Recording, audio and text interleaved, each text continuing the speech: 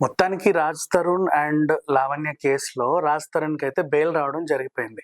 ఇక్కడ విషయం ఏంటంటే యాక్చువల్‌గా ఆహ్, రా రాజ్ తరుణ్‌కి ఎందుకు బెయిల్ వచ్చింది?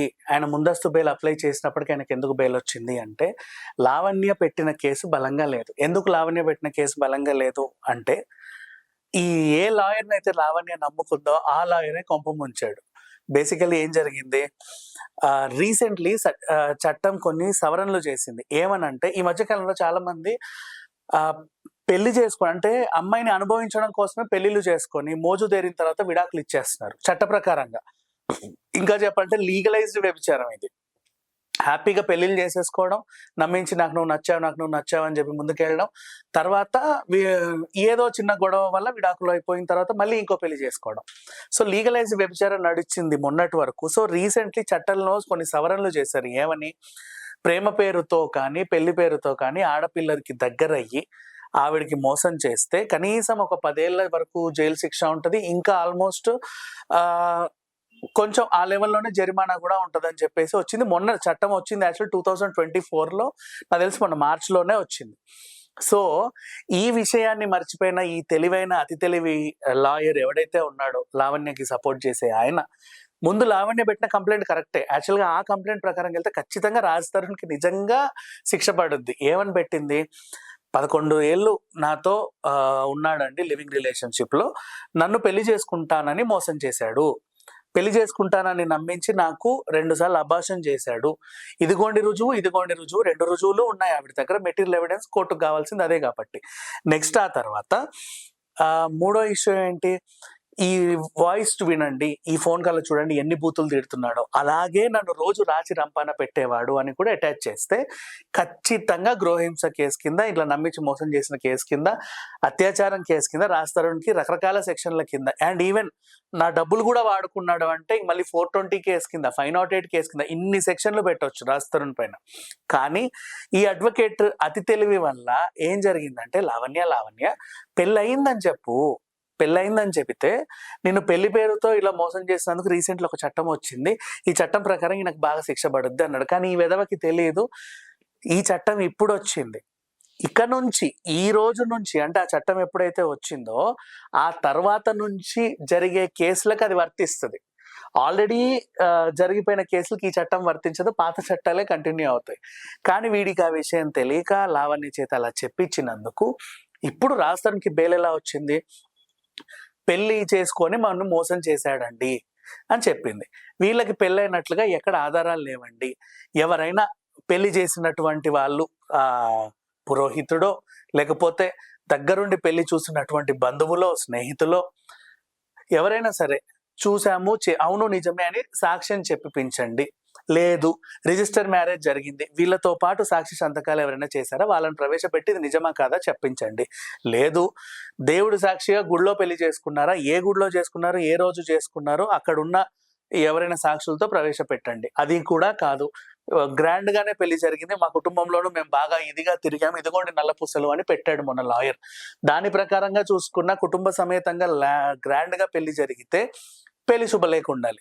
ఇందులో ఏదైనా సరే మాకు సబ్మిట్ చేయండి అని చెప్పేసి ఆ జడ్జ్ అడిగితే, ఇప్పుడు నార్సింగి అంటే ఖచ్చితంగా నన్నడిగితే రాజేంద్ర నగర్ కోర్ట్ వస్తది. సో, ఆ కోర్టు పరిధిలో ఏం జరిగింది?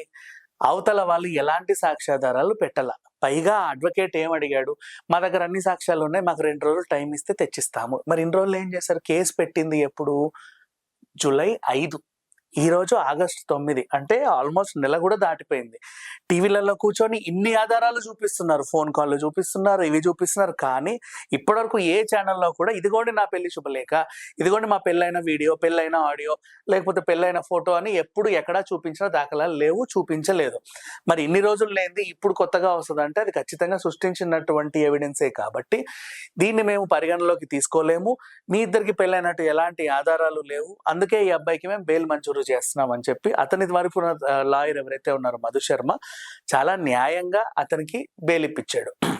సో, ఇప్పుడు రాజ్ తరుణ్ కేసులో లావణ్య ఓడిపోయింది. రాజ్ తరుణే గెలిచాడు. అండ్ గెలిచాడు అనే విషయం కూడా మనం మాట్లాడడానికి లేదు. వై? బికాస్ ఎప్పుడు రాజ్ తరుణ్ పోటీ పడలా. కాబట్టి ఆయన గెలిచాడు అనే విషయం కూడా మనకు అక్కర్లా. అండ్ ఇక్కడ లావణ్య పరిస్థితి ఏంటి అంటే లావణ్య ఏం చేసింది, యాక్చువల్‌గా రీసెంట్‌లీ కోర్ట్‌కెళ్దాం అనుకుంది. నా గురించి అందరూ సోషల్ మీడియాలో తప్పుగా మాట్లాడుతున్నారు.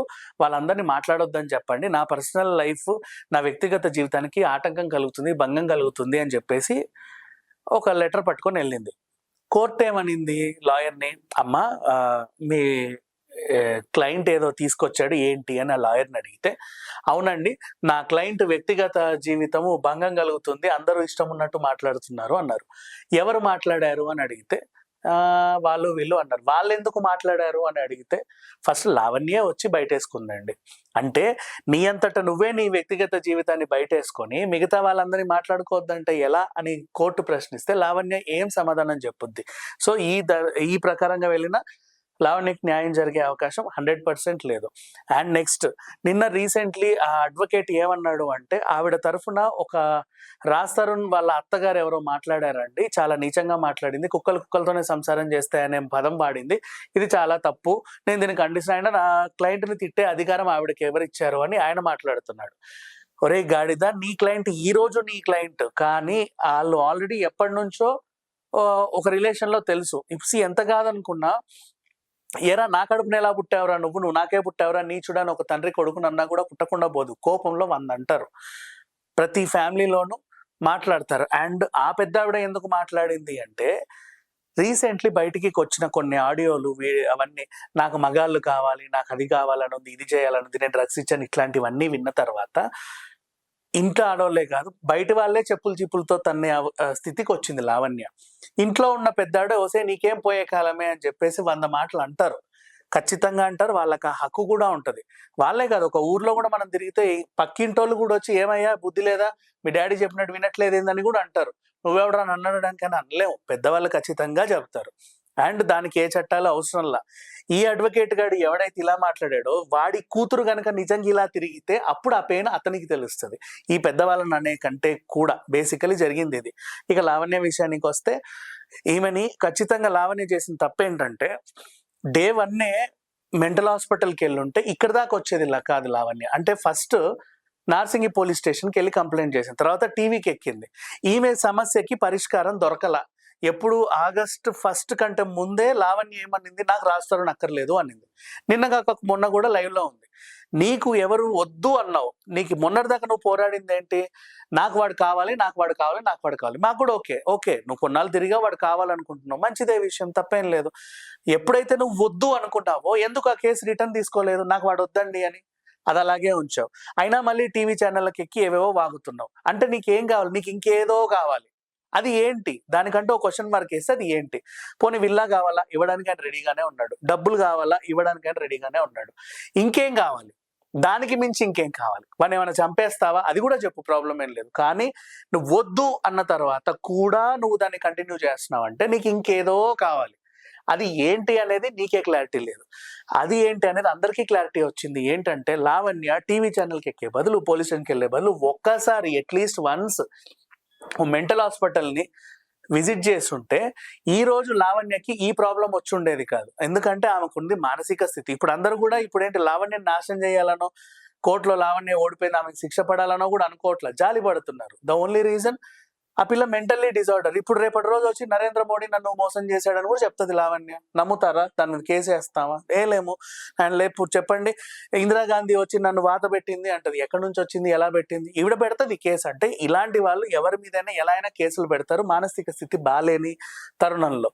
అలాంటి వాళ్ళని, అంటే వాళ్ళ మానసిక స్థితి ఏమైంది? పాపం డ్రగ్స్ తీసుకొని ఏదో రకంగా అటు మనిషి కాకుండా, ఇటు జంతువు కాకుండా, మధ్యలో ఇంకేదో కాకుండా తయారై కూర్చుంది. అలాంటి వాళ్ళ సమాజంలో ఉన్నప్పుడు మిగతా వాళ్ళకి ప్రమాదం